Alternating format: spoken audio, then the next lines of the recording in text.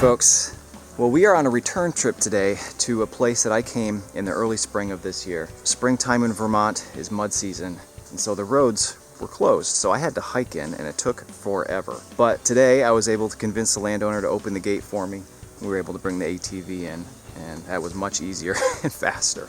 So the last time we were here kind of changed the way I metal detect in general. There weren't really any good targets, it was all iron, so I decided to start digging big iron targets, and lo and behold, one of the first targets I found was a Spanish silver coin from the 1700s.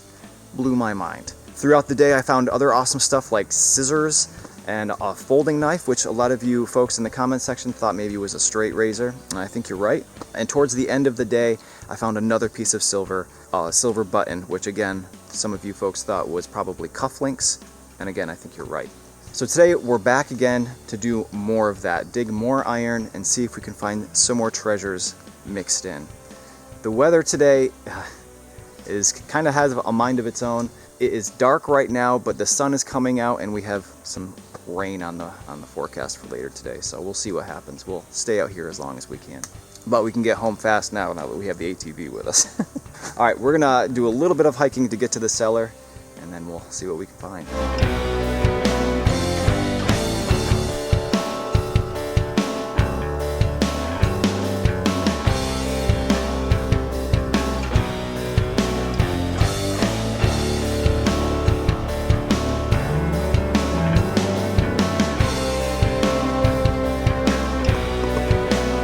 I just got a very faint high tone mixed in with a bunch of this iron, and the item is iron. Interesting shape and hard to identify if you don't know what you're looking at, but this is the inner workings of a Colonial era shoe buckle. There would have been a little buckle here with some teeth and a fork here. The tongue and the chape is what they're called. Iron, sometimes they're brass. This is an exciting find. This is got my hopes up. Let's keep going. All right, well, we just got an old relic here. Look at this. Now, this is not an uncommon find. This is a table knife. But very rarely do I find one in such good shape from so long ago.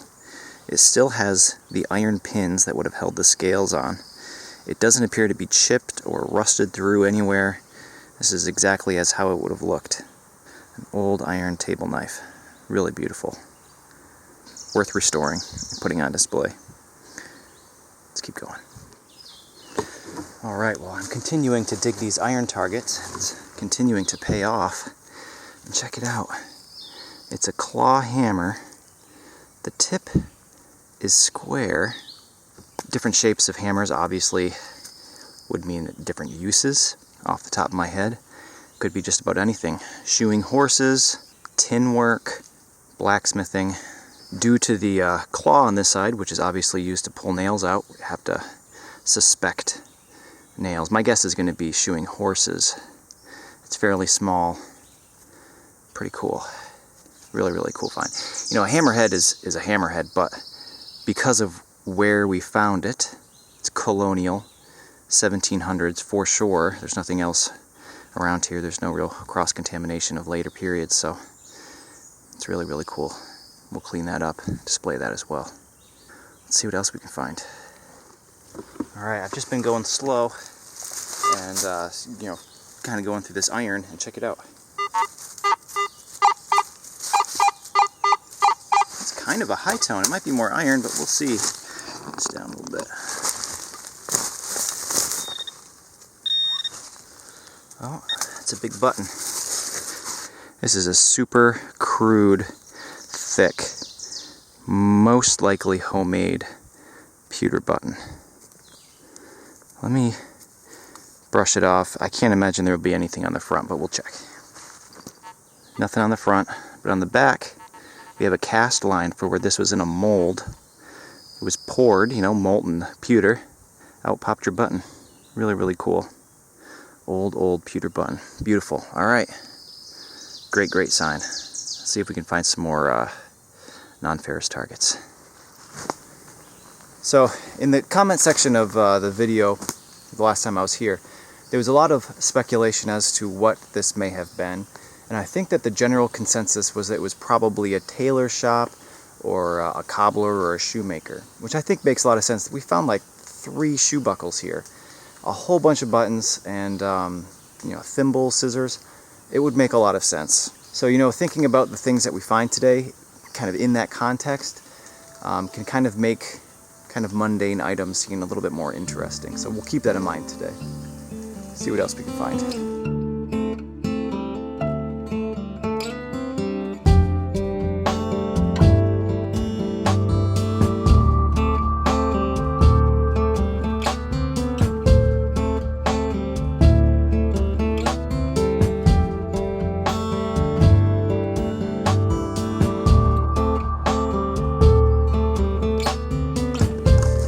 After sweeping around here for, I don't know, maybe an hour and a half, it seems like there aren't any like real nice clean high tones or even mid tones left. I'm doing all the real junky targets, and this one actually wasn't too bad. It was a low mid tone, and it's just a tiny little button. Look at that, isn't that cool? Like a little sun design. If I found this anywhere else, I'd say, oh cool, throw it in my bag, keep going. But because of what we suspect this place is now, you know, I can't help but think that maybe this was on a boot or a shoe. It's very delicate, but, you know, shoe buckles were on very uppity shoes back then, so you never really know. Beautiful. All right, hey, let's see if we can find some more. All right, I just got done saying there's no high tones around here. 81. The base of this fern and tree.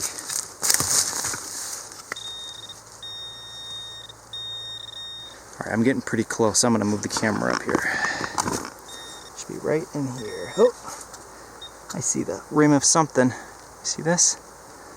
Awesome. I think that's a coin. It is. Nice and thick. Hopefully we'll be able to get some detail off this. What do we think? Let me get my toothbrush out. Alright, can you see that? 1 cent. It's a large cent. It is a drape bust large cent. You can see the date there. It's 1807. It's quite a bit later than that Spanish coin I found here last time. But hey, it's still a very early American coin. US 1 cent. You know, I missed this last time, so hopefully I missed some more. Old drape bust large cent. Awesome. Alright, see if we can find some more targets out here. Alright, I don't know what is going on here. So I just found a table knife. Right? It's just an iron table knife. We found one earlier, this one. But I also found this, which is quite a bit more substantial. And I also found this, which is another table knife. And I also found this, which is another table knife, which gives us 1, 2, 3, 4, 5 knives here. They all... Yikes. That was a loud gunshot. Landowner didn't say anybody else is going to be out here, and it's not. There's no hunting seasons right now. And I don't have any orange because it's not hunting season. You might want to think about getting out of here soon. Anyway, your guess is as good as mine. Why there's so many knives here. Pretty weird. Let's keep going. Alright, well I've got an unidentified piece of iron here. It rang pretty nicely on the metal detector because of the hole So it would have likely been affixed to something, and it appears to be hand forged by a blacksmith, so this is period with the suspected cobbler slash tailor. Could be really anything. It looks like it has a round shape here, so maybe it was attached to a pole of some kind. Let me know what you think. I'm gonna keep going, keep digging some of this iron. Alright, well, I was digging a really crappy target, and it wound up being this little knife blade tip. And I rechecked the hole, and there was still something in there. Check it out. I am fairly certain this is a coin. Whether we're going to be able to identify it or not is another question. It's not looking great. What is this, some text up here? Maybe? Let's get the toothbrush.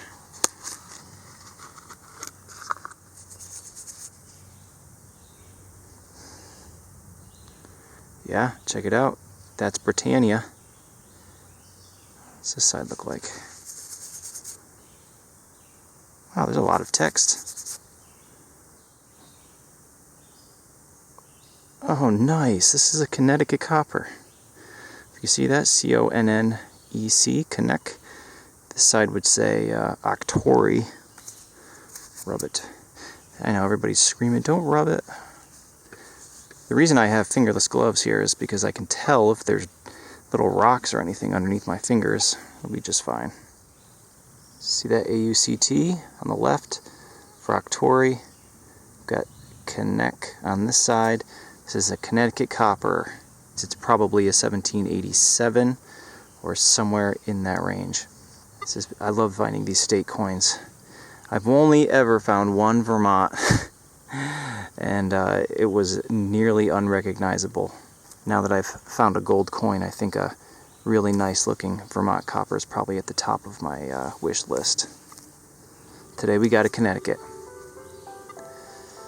Awesome. Hey, let's keep going. I mean, this was presumably a business, so maybe we'll be able to find some more. You know, it has been an incredibly dry summer this year, and I really haven't been seeing the mushrooms that I usually see out here. But just this last week, we got a lot of rain, and they are just popping up everywhere, all different kinds. We got some reds and some yellows, and even those ghost flowers, which I've shown in previous videos, those are starting to pop up. You know, we're out here metal detecting, staring at the ground all day. Kind of adds a little bit of color, makes it really pretty out here. All right, let's see if we can find some metal instead of mushrooms.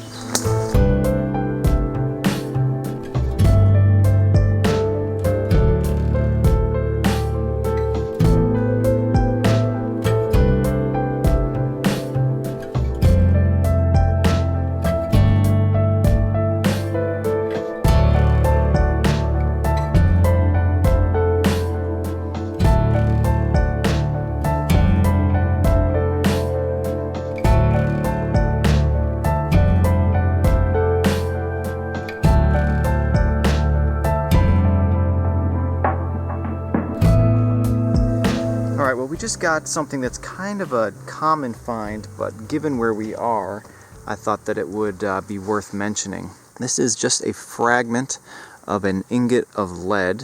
We find it all over the place, regardless of era. And you know, our mind kind of immediately goes towards making musket balls, and maybe he was using this to make musket balls. But they use this stuff for everything. Things that come to mind, bale seals that were used to seal up bales of goods, could have been used to solder, you know, pieces of brass or other non-ferrous metals. But the thing that I would guess this was probably used for was making, you know, lead pewter buttons like the one that we found earlier. And I actually did find 1/3 of a button mold years ago, which is really pretty interesting to see how they did it. It was just a little handheld thing, a lot like they would use to make musket balls, but you open it up and instead of musket balls, buttons fell out. Pretty interesting. We'll keep this with the rest of the stuff, see what else we can find here. Oh, wow, check this out. Man, it's just a fragment, but that is more, maybe the same one, of the Colonial era shoe buckle. Man, it's a little one actually. I'm looking at it. I mean, it would have been long this way, but it's fairly shallow this way. Looks like maybe there's little design on. Let me get it cleaned up a little bit. Yeah, check that out. It's a little wavy line pattern with some dots. That is beautiful. This would have been cast in brass. And I could be wrong, but I suspect that this design would have been engraved by hand after the fact. I'm not sure their molds were intricate enough to do that, but I could be wrong. Awesome. Let's see what else we can find here. Alright, check this out. So this right here is the plug that I just dug with that shoe buckle fragment. And I'm going to move my shovel here. Listen to this. You think that's the rest of it? That would be awesome. Let's dig the hole and find out. Yes, it is. Well, it's more of it. That's incredible. Look at that. It must have just busted on his foot. Or her foot, I suppose. And awesome. It's the whole thing. Insane. That's never happened to me before. The whole thing there. Man, that's incredible. First for me. Glad I rechecked my hole. Awesome. Let's keep going. Starting to rain out here, fortunately. Just sprinkling for now, but if it gets any worse, we might have to get out of here. The way the metal detector works is it does a pretty good job of telling the difference between different kinds of metal and gives us a number depending. What it also does is it can differentiate between shapes. So oftentimes we dig a lot of iron circles because it reads nice and high, which is how we found this thing earlier, which I still am not quite sure what it is. I just dug something else very similar, also iron, but this I'm pretty sure is the end of a key. It would have come out here, big iron key. It's the least interesting part of the key. And it does have like a nodule or something right here of iron, which will probably break off were I to clean this up. But I think that's what it is. It's just probably a big key to a giant padlock or maybe even the front door. Cool. Lots of iron circles today. I did find a chain link as well. It's in my bag somewhere. Pretty cool. Onward. Alright, well, I absolutely don't believe this.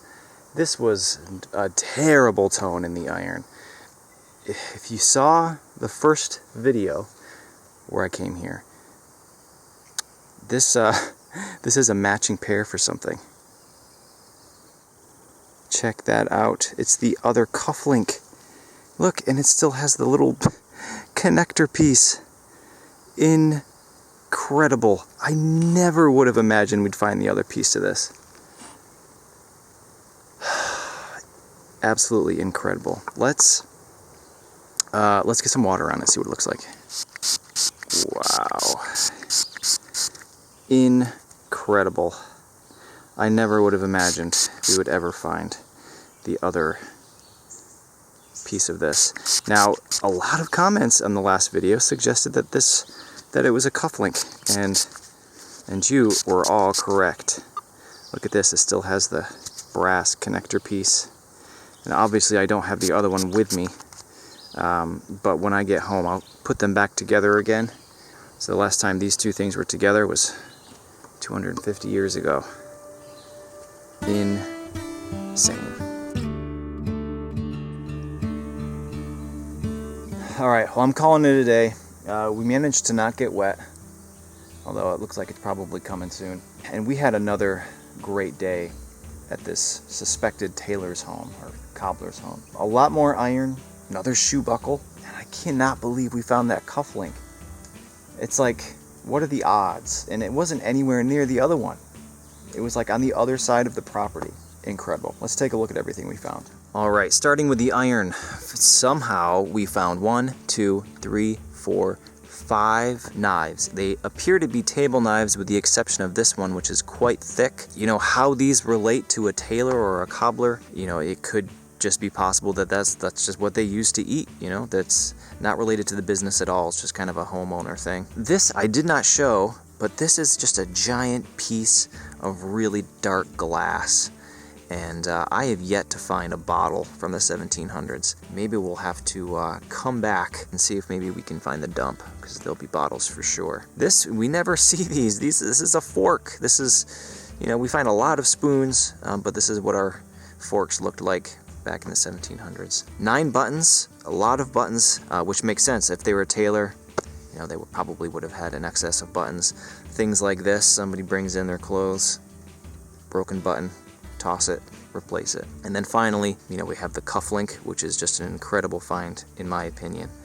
And our 2 coins, a Connecticut copper and an 1807 Drake bust, large cent.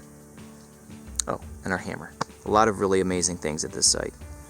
So the landowner was very excited about everything that we found last time, and I'm sure he's going to be equally excited about all of this stuff. And probably one of the most commonly asked questions I get about this whole thing that I do is whether I get to keep all of this stuff or whether the landowner wants it back. It's probably 50-50. Sometimes people want everything, which is completely fine by me because I'm just out here for the love of the hobby. But this particular landowner doesn't care. He said I can bring everything home. He knows that I'll give it a good home. We're going to clean up the iron and display those cufflinks as they once were together. So thanks everybody for watching. Hopefully I will see you next Friday for another new video.